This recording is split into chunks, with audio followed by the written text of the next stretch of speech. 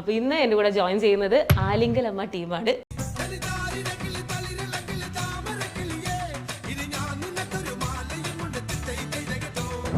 വീരനാട്ടത്തിൽ fully അതിനു വേണ്ടി തന്നെ നിങ്ങളുടെ ജീവിതം മുഴിഞ്ഞു വെച്ച പോലെയാണ് പൊയ്ക്കൊണ്ടിരിക്കുന്നത്.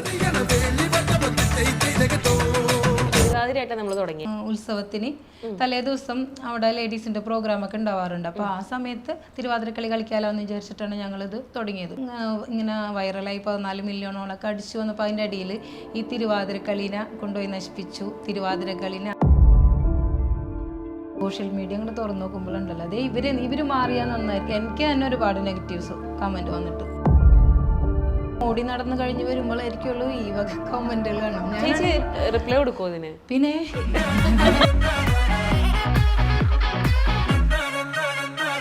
അടുത്ത ദിവസം വന്ന കമന്റാ കുട്ടികൾ വെച്ച് പൈസ ഉണ്ടാക്കുന്നു. ഞങ്ങൾക്ക് ഭയങ്കര സങ്കടം വന്നു വെച്ചാൽ ഞാൻ കുറച്ചു നേരം ഇന്ന് കരഞ്ഞത് കണ്ടിട്ട് എനിക്ക് നല്ല സങ്കടമായി. എന്ന് വെച്ചാൽ ഞങ്ങളൊന്നും ആഗ്രഹിച്ചിട്ടില്ല ഈ കുട്ടികളെ കയ്യിൽ നിന്ന് നമുക്ക് എന്തെങ്കിലും കിട്ടും, അവർക്ക് എന്തെങ്കിലും കിട്ടും എന്ന് വെച്ചാൽ ഞങ്ങൾക്ക് അതിൻ്റെ ആവശ്യമില്ല. അത്യാവശ്യം ജീവിച്ചു പോകുന്നൊരു ചുറ്റുപാടാണ്. എന്നെ അമ്മനെ പോലെ കാണാം, ആ ഒരു രീതിയാണ് എല്ലാവർക്കും ഉള്ളത്. അപ്പോൾ അങ്ങനത്തെ ഉള്ള ഓരോ കമൻറ്റുകളൊക്കെ വരുമ്പോൾ നമുക്ക് നല്ല സങ്കടമാണ്. ചില സ്ഥലങ്ങളിൽ നമ്മൾ പിള്ളേർ വീഴുമ്പോൾ നമുക്ക്